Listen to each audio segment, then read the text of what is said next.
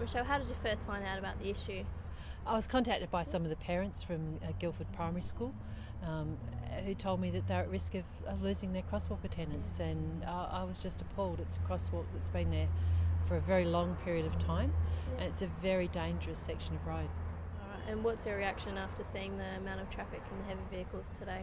It's just frightening. I'd be frightened to cross the road there myself at this time of the day. In the mornings when there's peak hour traffic, and again out in the late afternoon when school comes out, that's when the traffic's really starting to increase again. And just, your average adult crossing the road there would be taking their life into their own hands.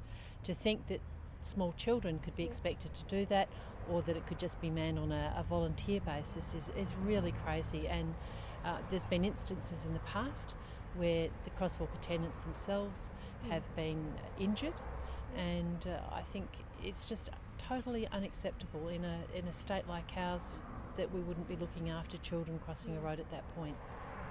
The other point that I'd make is that there's no alternative for kids going to Guildford Primary School to cross the road elsewhere, because the bridge across the Helena River only has pedestrian access on one side, and it's the wrong side of the road for people who need to get home from Guildford Primary.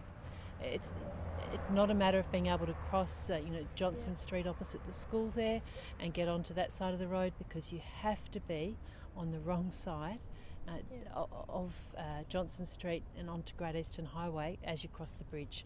So to get into the residential pocket of South Guildford, you need to cross at that point. The crosswalk's been there, as I understand it, for well over 30 years, and it's been staffed, as far as I know, for over 30 years by crosswalk attendants.